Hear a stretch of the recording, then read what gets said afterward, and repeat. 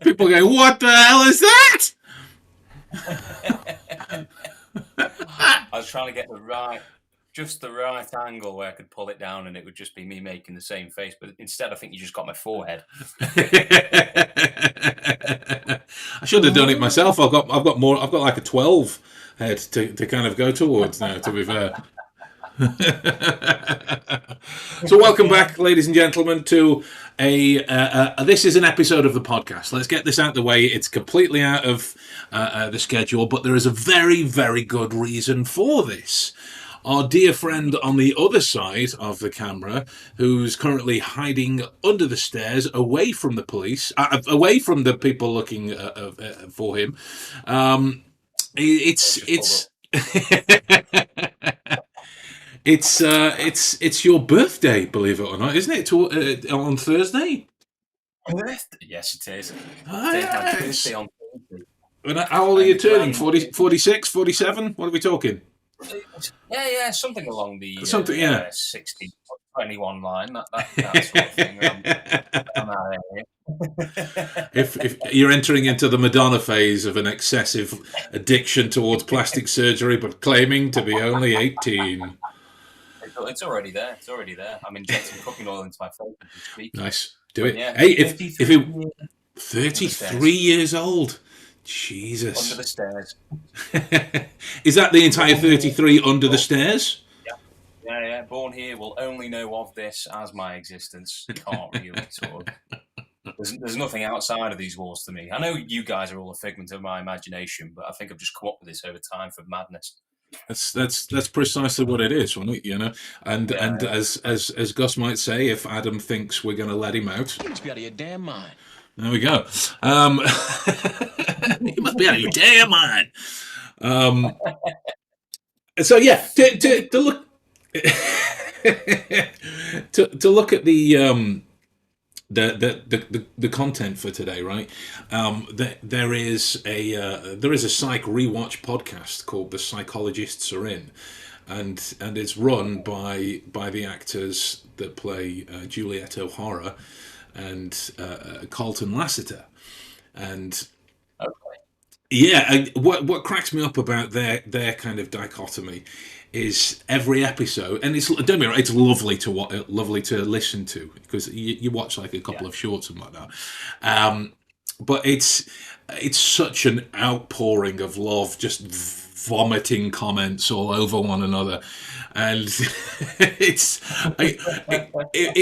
cracks, because we're about to vomit compliments all over the Shawn and Gus process towards problem solving and criminal solving and the like. Oh, hang on, Jim's here. Hello, Jim. Amazing. Never seen the show yet. You piqued my interest about this detective methodology. Well, it is okay. So for those that don't know, Jim's an absolute legend. I'm surprised he's let his name be out in such a public domain. He's usually off with a license to kill somewhere, I tell you. So he's the guy that's just pulled up outside your house.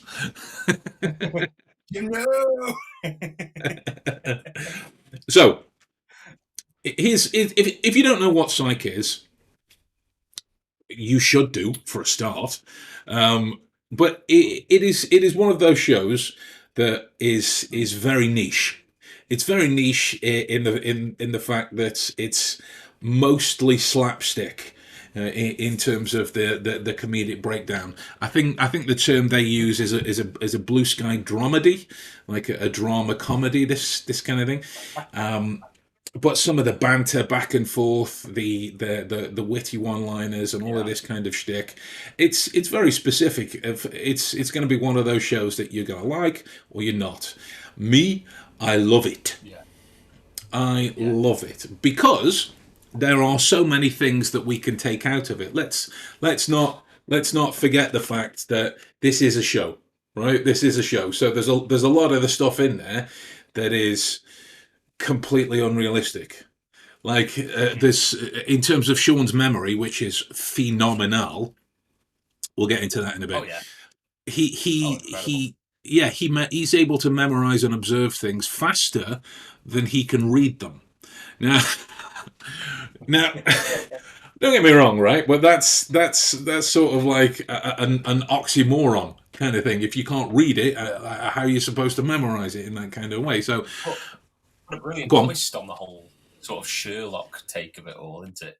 Like a lot of shows that do Sherlock, they kind of interpret their own way of how he looks and reads things and deduces and what have you. And this one sort of, like you say, with the comedic terms sort of injected in there, this kind of like flips it a little bit. It's more sort of, chasing his tail. Oh God, trying yeah. to because they're coming too far. His brain is working overtime, which in a way, I suppose, is realistically the kind of Sherlock we've seen portrayed in many a year. But like Cumberbatch's Sherlock, he's kind of always in overdrive, and this one, this take, I suppose, is it not a direct take on Sherlock Holmes? No. Like they're kind of, yeah. I think so. I think so. The reason we're looking at Shawn and Gus tonight is because the pair of them together exhibit the kind of skills that make them a formidable duo. And certainly when you take out some of the workable elements and drop them into a, dare I say, real life concern, the pair of them together would be just as formidable as a skill. Sorry, I should stop doing cocaine before the podcast. I tell you, it's terrible. One more hit, and I'll be clean.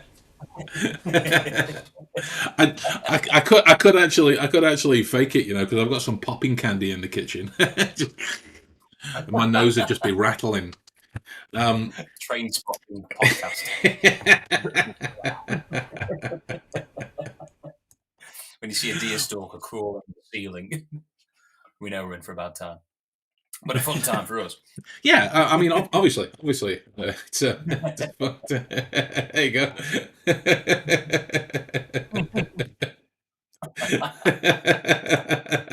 Yes, Jim.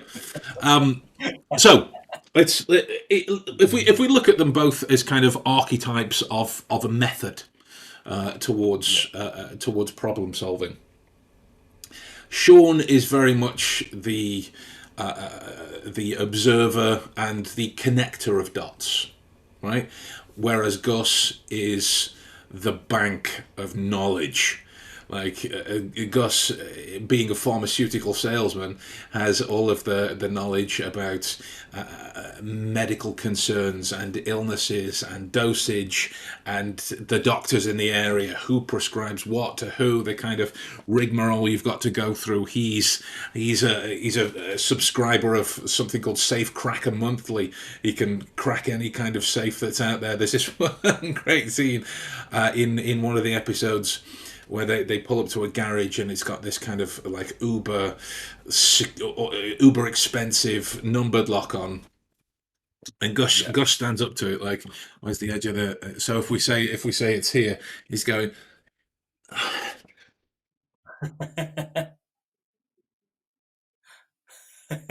like, what are you doing? Like, and at the end of it he just goes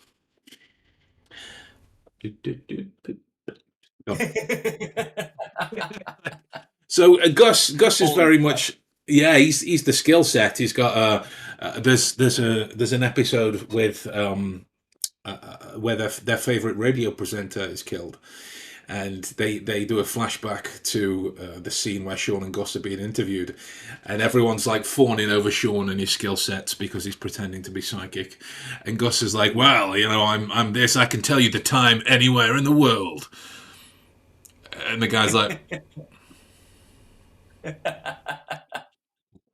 cool. Yeah, really good. he's got a savantist like capability with area codes and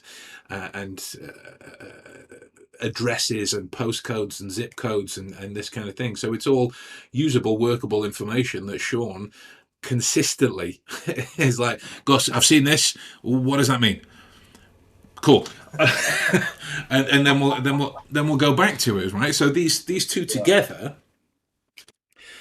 is the process broken down over two separate people, and it's nice in terms of what you see, what you mentioned before, that their kind of fatigue is fewer and farther between, because the cognitive load is split between two people, and they are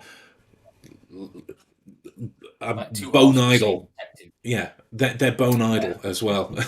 Yeah. They share these common traits. As much as they share capacity to solve the crime that they do and make up like a great team, like you say, their bone idle nature and their letdowns, I suppose, are kind of are shared flaws between them as well. And it also almost seems like, oh, it's just two halves of the same person, like of a marriage in a way, like a good team. That kind of what a good team doesn't just come perfected; it comes with its flaws as well. And they sort of, as much as they are do great together, it's great to see those moments where, like from the episodes I've been watching, where like the spelling bee one I mentioned, I Yeah. watched, and he accidentally sort of gets caught up. Shawn does, accidentally becoming the guy who voices out the words, and he's like going to Gus like, "Give me a word, give me a word." No. What do you mean? Give me a word. No. Okay, banana. Banana. Can you use it in a Banana. sentence? I It would is a like fruit. a banana whilst listening to Bananarama. Banana. And then he's followed by onion. Like you, and then he just makes up that, are you reading the shopping list? Yeah. But that's the great balance about the two of them. Again, Yeah. yes, I'm going to speak at least from my side, as though they are real people. I'm very aware that they aren't. Right. I'm very aware of, just to get rid. But for me, Yeah, man. that's what is so relatable for both of them, because they have this Mm. crazy high intelligence and crazy high capability, but it's mirrored with just moments of, oh, you're the most stupid people I've ever met in my entire life. Yeah, mirrored with clumsiness, mirrored with humanity. It isn't just this lonely genius that it can Well, do everything. Go on. I was gonna say that from your perspective, I don't think I've ever asked you this before, but how do you prefer your detective series? Do you prefer it with a duo where they do bounce off each other, or do you like it as the lone detective? Is it the detective himself, herself? Are they what you go in for, or do you like having the dynamic duo, watching a dynamic duo sort of solve a crime together, or solo kind of Yeah, niche? for me, it's the duo. For me, it's the duo, Yeah. because when you're watching, you get to live vicariously through the person who isn't the detective in that Mm. situation. Like there are moments in Psych where you get to live vicariously through Gus. There's one of the episodes, and I did. I think it was the second reacts we'd ever done on this bit. It was on the Weekend Warriors episode, where they're doing a war reenactment, Civil War reenactment. Yeah. And Shawn had walked through the office and had seen the layout of all of the people on the battlefield, about 50, 60 people, something like that. And then he'd obviously gone about his day, got food. Of course they have. It's Shawn and Gus, and then they'd gone back to the office, and he'd recreated it with like little figurines and stuff on their air hockey table. And Gus walks in. What the hell's that? And Shawn's like, "This is the position of everyone on the field." And he goes, "How did you just? Yeah, I saw it, so I just recreate from memory. Yeah, what? Yeah, And how I that like play that. off the Yeah, normality versus yeah, the spontaneity, well, the craziness of it all. yeah. No, I I like think Sherlock. it. I thought I interrupted you then, mate. Sorry. No, no, no, you're right. It, I'm trying to battle this delay that we've got. it Are you getting a delay? Because you're coming in perfectly here. I think there's a delay. As I'm speaking now, I'm not doing anything on my screen, and then I see myself start speaking to you. Okey-doke. Okay. So just so you know, This is that is completely a you problem, not a me problem. our problem. But right, No, it's let's talk about the kind of the comedy and the one liners and the dicking around and everything else that they do, right? Because there is en masse this kind of and I'm talking about again in the real world, there is en masse this kind of professional standing in terms of how you're supposed to conduct yourself and how you're supposed to talk to people, and when you go into this business or this security team or this site or whatever it is, right? There is that notion of professionalism.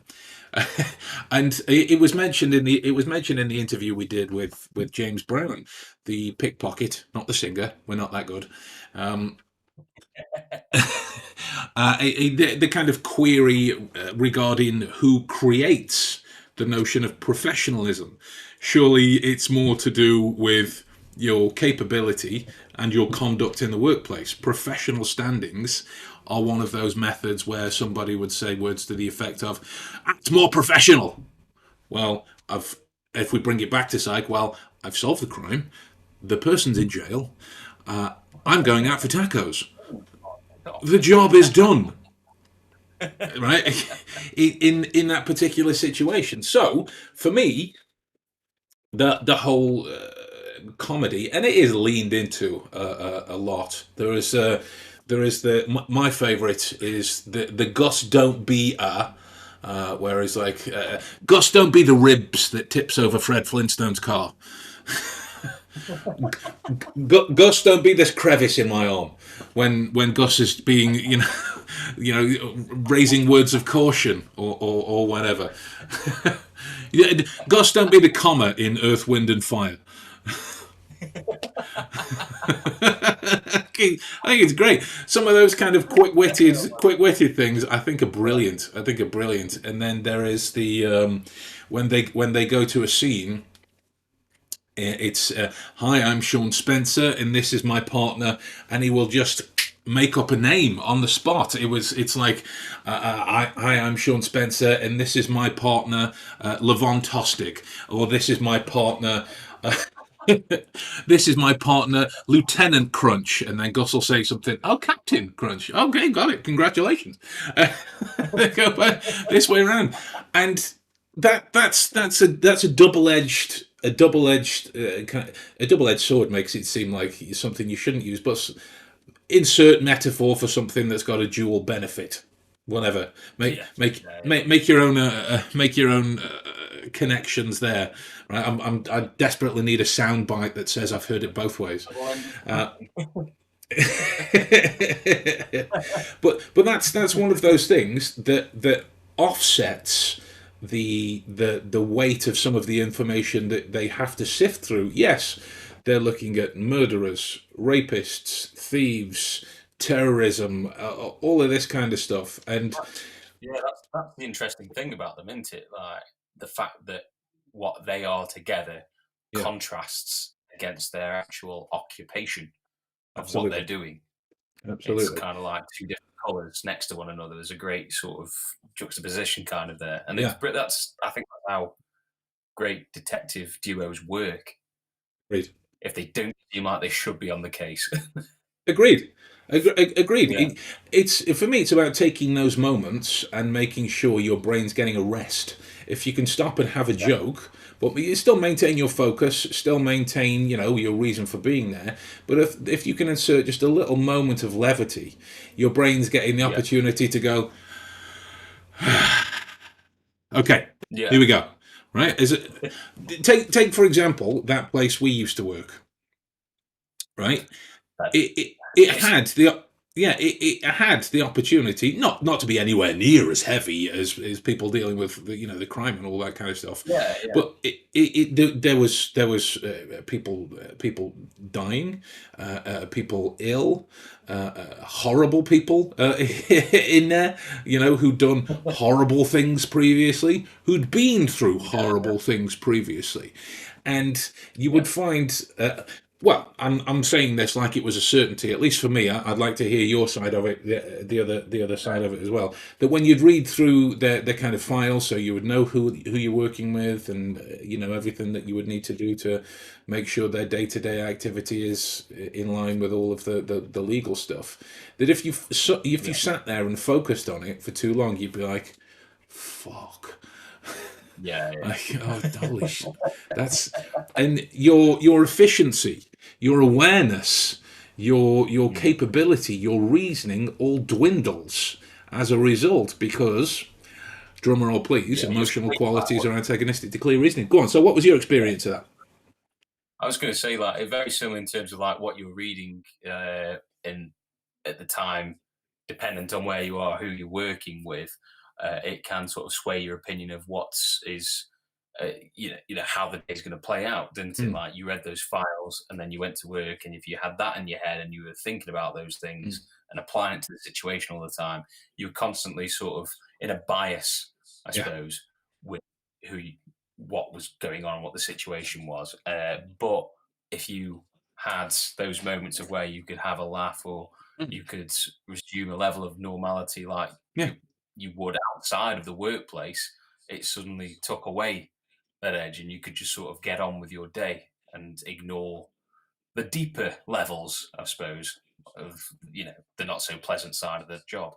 So yeah, for me it was Absolutely. a kind of it was a necessary thing to have that kind of like all the shit that we used to get up there. It was Yeah. just sort of like you had to balance it out with good humor, didn't you? You had to find a way to make it Got fun to. Got to. Got because to. the other stuff weren't so fun. Oh God, no. But like, it would get to the point where, you'd have a serious moment, and then DA would walk in, and you'd be like, "Oh, sod off." Like, just a little moment, just a little moment, and then that makes the next 20 odd minutes just a bit more palatable, and you're able to go about and do and whatnot, and this kind of thing. So like, I had to. And I'm going to be quite indelicate about the details given the NDA that I signed. I had to go through a 1,301 page document in one night for a remote Right. assessment for a case I was working on not too long ago, and Yeah. I mean, don't get me wrong, the volume is fine, right? The volume's I put it in Speechify. Done. Like all I have to do Yeah. is sit back and listen. Then there's no page turning and whatnot. But you have to make sure your attention is there because this Yeah. information Yeah. that's contained within the transcript has real effects on real people, and Yeah. whereas I'm not going to go into detail with what they spoke about. Suffice it to say, wasn't pleasant, right? Wasn't Mm. pleasant, and to Well, to to, ha- to have to listen to it for I think it was a grand total of 7 hours. A grand total of 7 hours. I'd take a break like every hour or so just to talk to myself about it because everyone else was asleep. I was working through the night, and just to talk to myself. And I ripped into both of them in this transcript the whole time. I was talking to the dogs about everything that was happening, and this person's doing this, which meant this person's doing this, and I was insulting them. I was insulting myself. I was making light of the situation, so that each time I went back, I wasn't as apprehensive about some of the horrible stuff that might bias my judgment or bias my reasoning. I walked yeah. back in focused, ready to go again and again and get to the end game and be of Yeah. service for why I was asked to be there. Is that to say that you spend the entire time dicking around? No. Shawn and Gus don't, right? Shawn and Gus don't. They take Fair advantage of Yeah, they take advantage of the moments where you relax and do something else. There's a great Yeah. moment at the end of I believe it's season two. I'm not 100% sure. The Psychos, which is the fans, by the way, they're called Psychos. Great name for fans. Just great name, right? Just and Yeah. their outtakes that they have on the DVDs are called Psych outs. Like, brilliant, brilliant, right? But anyway, there's this one episode where they're dealing with Yang, the most notorious serial killer in Santa Barbara, and they pop up every year or so to challenge somebody who's been in the papers or challenge a really smart policeman or this kind of thing. And naturally, towards the end, they were to challenge Shawn because he's getting a lot of good press and he solved a lot of cases at this time. Yada yada yada. And he asks Gus, uh, I need more of what we do. I need more of this banter. I need more of what's happening so I can focus. And like in the opening scene, this girl has been kidnapped from their restaurant. And they are standing outside of her locker where Yang has left an encrypted message in cereal. I think it was in cereal. I could be wrong, but either way, it was in something where the food-based item had been stuck to paper and whatnot, and everyone's freaking out because there's blood there and she's missing, and there is a countdown timer, and when he gets to the end of the timer, the victim dies. This kind of thing, and Gus goes, "Hey everybody, look at me! What am I doing?" It starts doing his Michael Jackson. Moonwalking around the place and dancing. And Lassiter, Jules, and Mary Lightly are like, "What in God's name are you doing, man? There's a woman that's been kidnapped. How dare you focus?"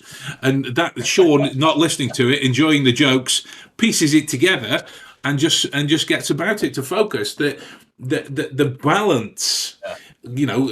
cognitively Brings him back to speaking, that space. yeah, man. Yeah. There is a kind of myth. I would call it a myth that for people who are just starting out to learn this kind of stuff, there is a myth that you have to spend all day and all night reading and practicing and training and this and this and this and this and this.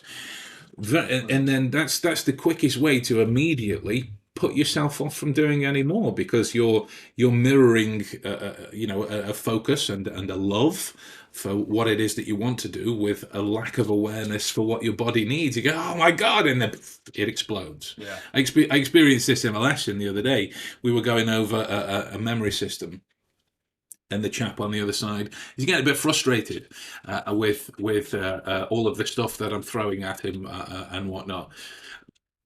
Excuse me. And I stepped back and said at that moment, "Why is that falling apart?" "Well, I'm not as good with the method, or I'm not as understanding the method in this way, or entirely self-focused on the capability because you can't do it." The Yeah. reality is much different. Your brain, like it or lump it, is a kind of muscle that needs to be treated as such, right? If you had a No. goal, if you had a goal of, I don't know, you wanted to deadlift 300 kilogram, say, I don't know, Yeah. and you walked in and you picked up 50, no problem, boom, 50, no problem. Would you immediately whack on another 50? Probably not. Would you immediately whack on another 50 on top of that? Probably not. Because that's entirely the wrong way to do about it. And that's the thing for me that Shawn and Gus get that quite a lot of duos don't. I mean, BBC Sherlock tried with the moments of comedy in John Watson's Yeah. banter between Irene Adler and Sherlock. They tried, but for me, Psych got that better than BBC. Oh my God. You just I did shut us not just down say. for it. I did. I did. But I it's did. I completely agree. Like that's how like I haven't to the extent done the memory training that this guy had with you, but I would imagine it's a kind of process where you need something to Yeah, associate with the passion, like a good yeah, headspace. You need something to sort of lift the moment to make sure you're in a good place to be doing what you do. Because I suppose with anything, if you picked any other favorite thing you want to do, bar eating for me, it would be except Uh, I think just that if I might just interrupt, mate. Just let me interrupt a sec. I will. I make it so if you want, I can make you one of the meals they do in Psych. You probably won't have come to it yet, as you've just done the first season. It's fries, cuatros, quesos, dos fritos, and that's it. I'll make you some. Anyway, carry on. Carry on with what you were saying. if I was doing, I like to play the odd video game from time Yeah, to time, but damn straight I couldn't just pick up a pad, start playing, and continuously go with the same motivation and happiness as I went in. Even though it's not working, it's just sort of entertaining yourself. Eventually, you'll dwindle and you'll go down a certain place. And I can't imagine being stuck on something where it just ruins the moment for you in any happy experience, where you're exactly. getting what you want from it. So you kind of need to sort of change it up Yeah, and just stay in a good place. Just the same thing with studying. I suppose you've just got to keep in, you know, a great place to maintain that drive. you're dead right. Because if you did, You did. that's Go on. the word, isn't it? With the Yeah. drive, if your motivation, there has to be something in the cogs, something moving them cogs. Hmm. And if that ain't moving, you're going to hit a brick wall. So you're going to have to do a You're dead moonwalk right. from time to time during any murder mystery. Like there As was. long as it's not through the course. There was in that same episode, like and Gus is doing it just for Shawn because he can see his friends struggling. They've got such a wonderful friendship. Like it's so funny and so charming and so lovely to watch. But later on in that Yang episode, they're back at the psych office. They've traced some of the clues back there, and Shawn's getting stressed, and he tells he tells the police that he's not playing anymore. He's called out. He solved all the puzzles. He's done. He's out. And Yang's trying to get him to do more and more and more. Um, Gus, standing by a little plane, picks it up and goes, "Hey everybody, who am I?"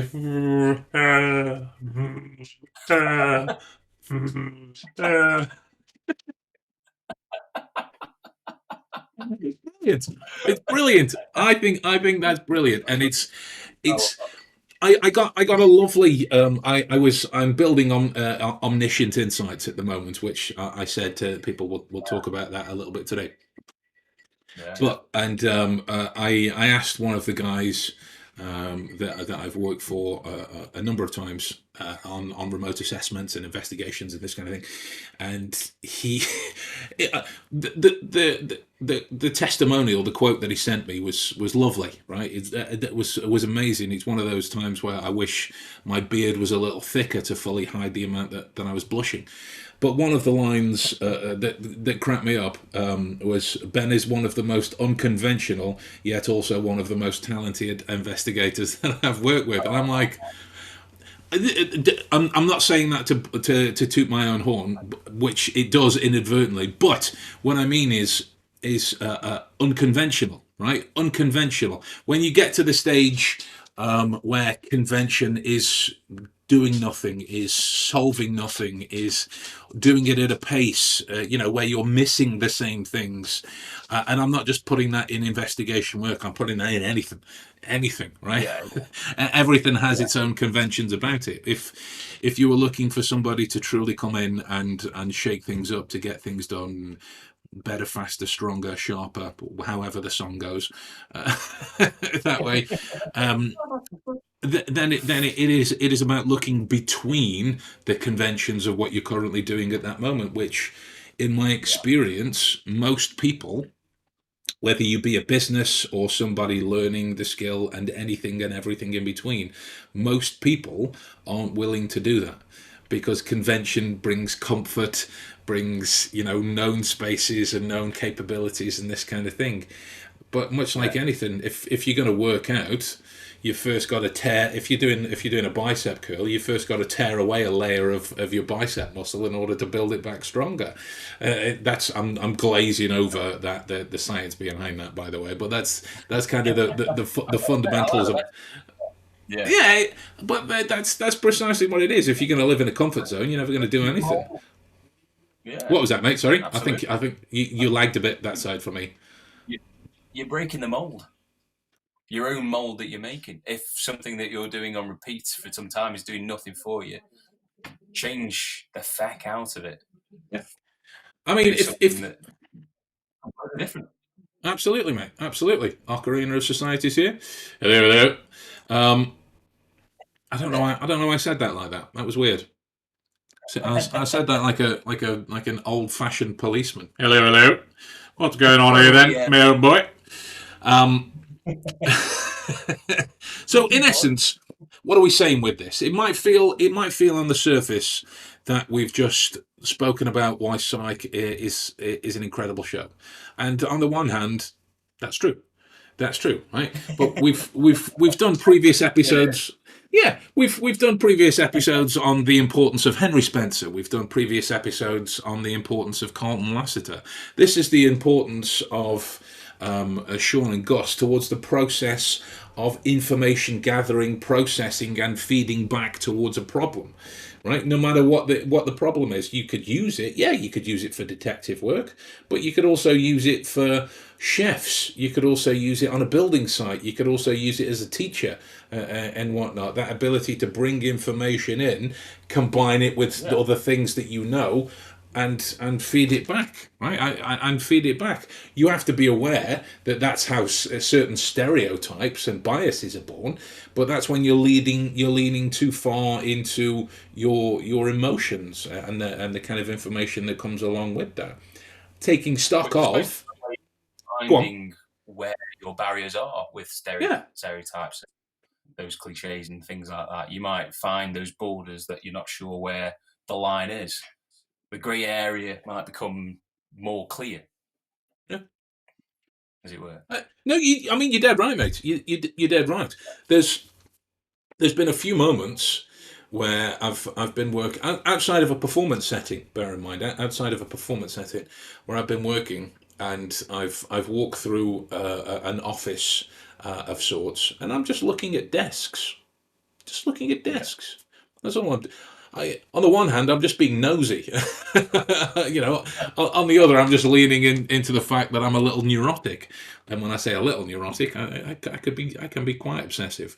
Only about the information. Maddie, I'll let you out of the cage later. Don't worry. Help me under the stairs. We'll see like a Morse code in lights in a minute. But anyway, so I'm walking through, and I'm just noticing things, and on reflection, 90% of it's irrelevant. 90. That's not an exact number. 90%. Most of it was irrelevant, but that was only after the presentation of the question. And I'd gone into the office to talk to the manager, and long story short, it's about stolen property from the office, stolen property, and they had. Oh God, how can I tell you without telling you?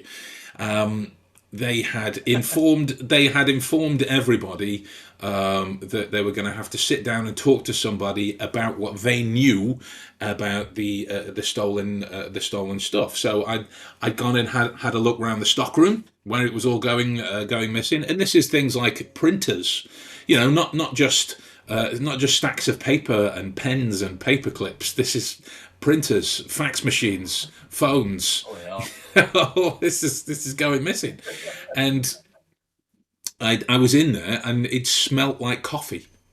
It smelt like coffee, and that cut down the floor of office to 2 people immediately, because I'd noticed that only 2 people on the floor drank coffee. That yes, that could have been a singular random occurrence that day. Of course it could. Yeah. It could have meant absolutely nothing. But when I was asked who I wanted to talk to first, bring these two in, right? Bring these two in, and we'll go from there. Fortunately, it panned out well, but that's not to say that just because you're not focusing properly, that you can't use the information. You've just got to know how to use it. As the good Lord Jim Wenzel says, you've got to be able to validate, dismiss, or clarify the information that you see in line with the conversations that you're having, or the direction that the investigation's going, or the direction that something else is developing and whatnot, in order to make sure that what you've seen is as important as it could be. And that's accurate for Psych. That's accurate for Shawn and Gus. They follow evidence to something that doesn't pan out, that doesn't appear to be right. They don't sit there and go, "Oh God, we suck. We're terrible detectives. Oh God." It's more of a case of them going, "Okay, that wasn't right. So what does that paint the rest of this information in moving forwards?" They've been able to dismiss this outcome, which has and will in turn validate something else. Because if it can't be this, it's this, right? Yeah. So, like, if I said to you, no, go on, what were you going to say? It takes me back to a few podcasts ago where you were talking about relevance and just things being, if you deem irrelevant, then there's a reason why you've made it irrelevant. And there's got to be a good reason to that. It's not just the fact that you're ignoring something on the base level. There's a reason why you're ignoring it. You must know something factual. And if you don't, then, you're ignoring what could be relevant information. It could be completely irrelevant, but if there's a chance it could be relevant, then that means you're making the choice to scrape that off the table, in which case you could miss something. Spot on. I mean, this is validation, dismissal, or clarification in a nutshell shaped like my fist. So I'm gonna bring it closer to the microphone, so hopefully you can hear. Right? Can you hear that? Can you hear that? Okay, so that's 2 coins in my hand. I'm not wearing any jewelry that it can be bouncing off of. It's 2 coins in my hand. Thank God I'm not shaking it that way. We'd be having an entirely different thing. So the problem as it stands, which could be this person committed a crime, this person's gone missing, this recipe needs creating, this house needs building, whatever. The problem that exists here is I have 2 coins in my hand that total 12 pence. One of them is not a 10 pence. So you go along those lines. What? That doesn't make sense. Committing the crime and not finding the culprit doesn't make sense. Why can't I create this recipe based on what I've got? Doesn't make sense. Why isn't this house easier to build based on it doesn't make sense, right? So what can you validate on the observations that you've got here? Well, we can validate that there are 2 coins because we can hear them. Yeah, we can hear them, right? So what we would be able to either dismiss and validate further moving forwards is the potential for me to be lying to you. There could be more. Just because I'm saying 2 coins and it's rattling just means there's more than one. Right? Just means there's more than one. What you're able to validate is your knowledge of British currency. 2 coins totaling 12 pence. One of them's not a 10 pence. So you're going through what? What other combinations could I make as a result of that? If one of them's not a 10 pence, I don't know. We don't have an 11 pence coin. that doesn't work. So what we're able to dismiss there is the ridiculousness of 11 pence coins and focus on the fact that there are 2, one of which isn't a 10p, which is fine because the other one is. So we get to clarify that I'm on a dick move. We get to clarify that I wasn't lying.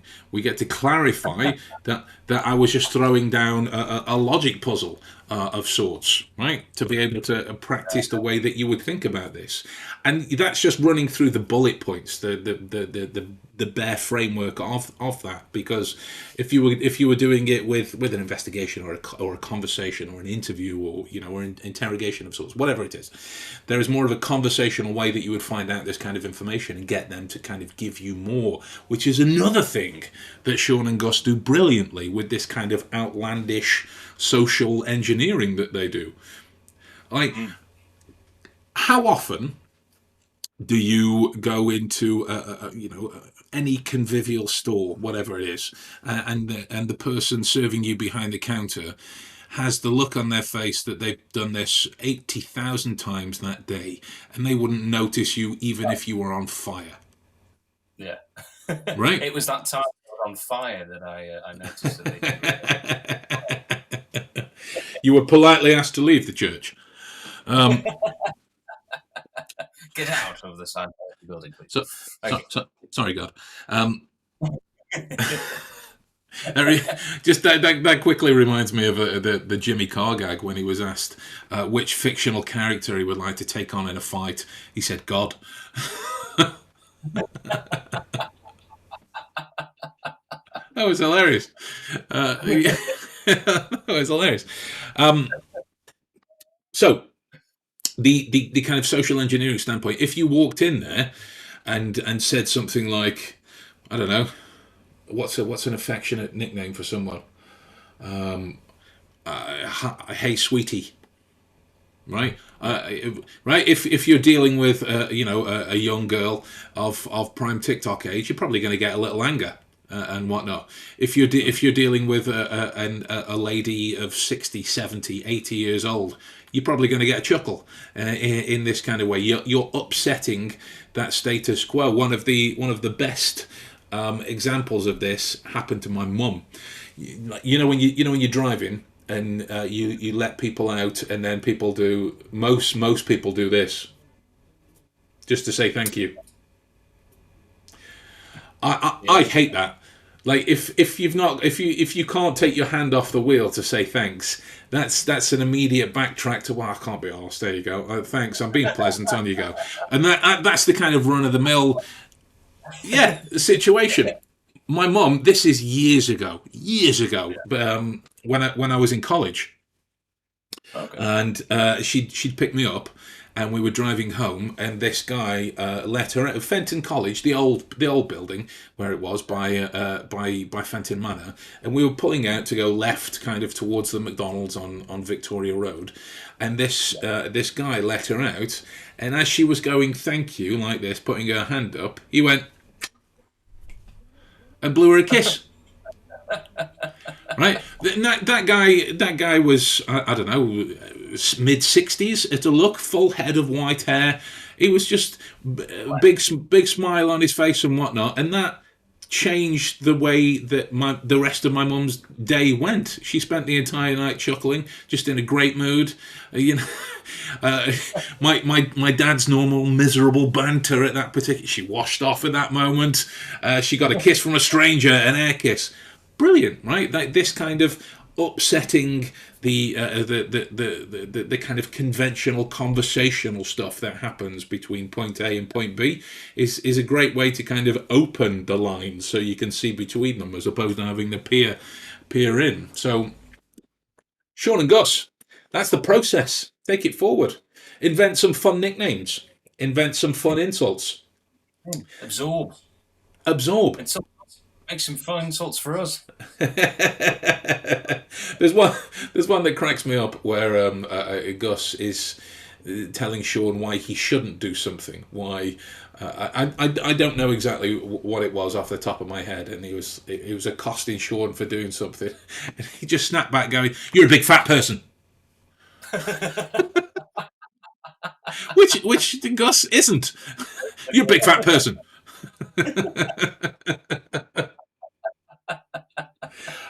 Honestly, the more you watch, if you enjoy the comedy, it's quite, it just goes more so. There's so many obscure 80s movie references and whatnot.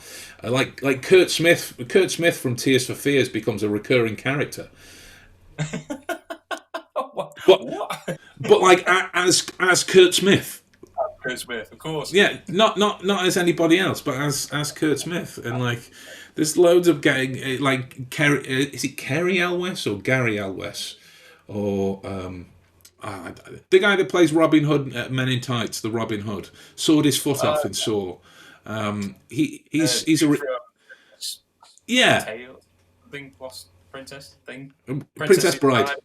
Princess Bride. That's it. Yeah, but yeah, he's a recurring character as an art thief, and he's kind of hamming up the 80s cliches with the kind of milk tray man esque. Jumping out of the window whilst leaving a lit cigarette on the side, Oh, Shawn, how could you possibly notice that I'm doing that? So anyway, what we're saying, guys, is this is the way that you can take inspiration towards your work from. Yeah, exactly. Take. So long as you're aware that the reality lines, they don't blur.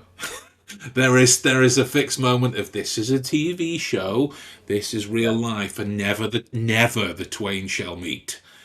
But you can take elements towards the process of information mining to bring in out and use.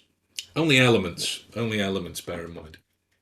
So there we go. That's our look at the wonderful world of Shawn Spencer and Gus TT Showbiz. Which are again the names. They're the names that Shawn gives them when they go into a talent contest. I think it's the start of season 2. It could be season 3. I don't know. But yeah, Tim Curry's in that one, playing the kind of Simon Cowell-esque character. It's brilliant. It's brilliant. It's really good. I mean, mate, I can't recommend it highly enough. I am biased because I love the show. I love the show.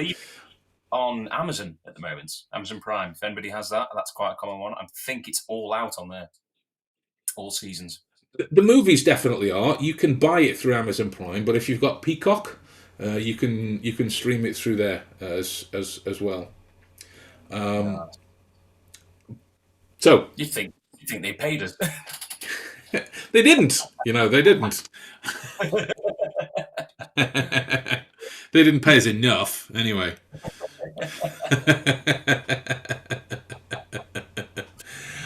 So Omniscient is it's the full title is I'll give you a brief lowdown.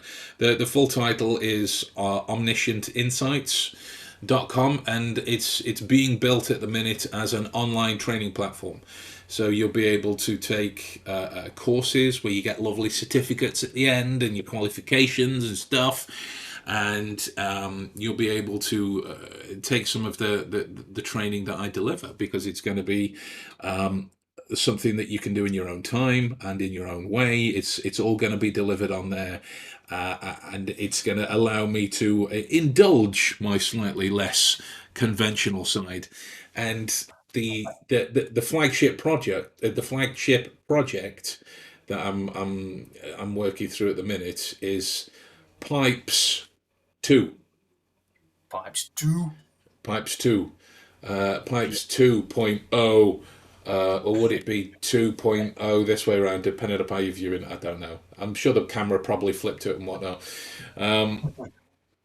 So yeah, essentially what I've done is I've kind of put commentary over the original and just poured on reams and reams of stuff, because how old's Pipes now? Is it about 10 years old? It's as old as me. Put it this way, in the videos I've still got hair. I'm not quite sporting the ball. I've got hair and a lot less tattoos.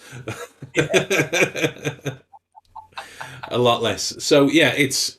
I mean, I put it this way: when it comes to there is a joke amongst people in the kind of the behavioural scientific industry that people en masse kind of lose their marbles when you mention deception detection or lie detection. Like there's going to be some kind of hard and fast method.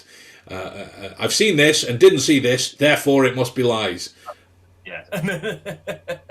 This is wrong. This is wrong. This is wrong. You know, and wherever into the comments and people ask those questions that you can't necessarily answer at the time because we're on a certain subject for the podcast. Yeah. Those types of questions where it's about you and your techniques, this is kind of that, I imagine, isn't it? It's sort of like that's what Pipes was.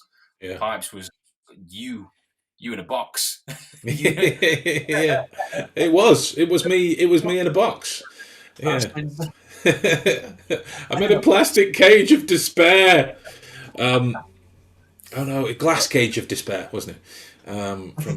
From Anchorman. But yeah, so essentially, what I'm doing is I'm building on the lovely success that the first one had in giving you more and more and more workable stuff within each of the six things that we separated the DVDs out as. Only with this one, I get more opportunity to create some really challenging tests, tests that are pass fail. Like they are pass fail, and you'll be able to take some of them. Might be a multiple choice. Some of them might be, a 360-degree awareness test video this way around. So you've really got to start inhabiting these skills from the ground up, and that's. I'm working my little socks off, but I hate learning about the creation of servers and like this kind of stuff and. But it's that's the nightmare-esque part. It's easy to do, but yeah, I feel like if Neo sat in the chair and the guy's going, yeah, we'll put kickboxing, we'll put kung fu in, we'll put this in, and someone's put like all the names of all of the episodes of EastEnders. What is that? So yeah, that's the reason that the Tuesday slot, as it's been, has been quiet of late, because I've been focusing on getting this built. So yeah, hopefully it will be done. It will be done soon, and everybody can get to play and get involved. And maybe I can bend Jim's arm into coming and teaching something on the platform as well. We'll see. I've never mentioned it to him until this moment. So even if he's still here, like I don't know. I don't know. That was just a thought that occurred to me right then and there. So on Thursday I'll be back, said Arnie to the rest of the team. But Adam will be hip deep in your own body weight in rum. Is that right? That's the one. Well, if it wasn't an idea before, it definitely is now.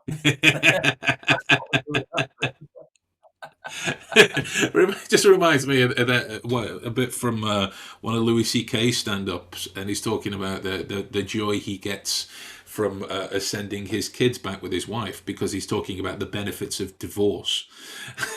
And he was like, bye girls, bye, daddy's going to go upstairs and pour whiskey all over his naked body now, bye.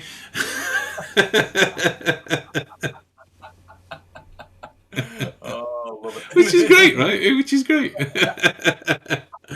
So guys, watch Psych, take training with us, and don't pour whiskey all over your naked body is really the three main bullet points to take away from this episode.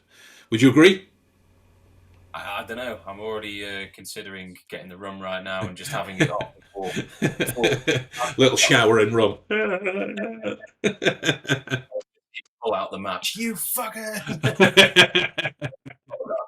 Turn that off.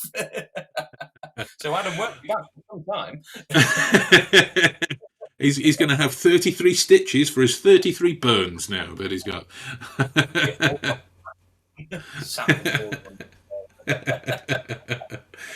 Right, guys, we're going to go. I'm going to take my Henry Spencer shirt and show it to Maddie. Love you and leave you. Word to your mother. Bye, guys. Thank you for that. Happy Bye. birthday.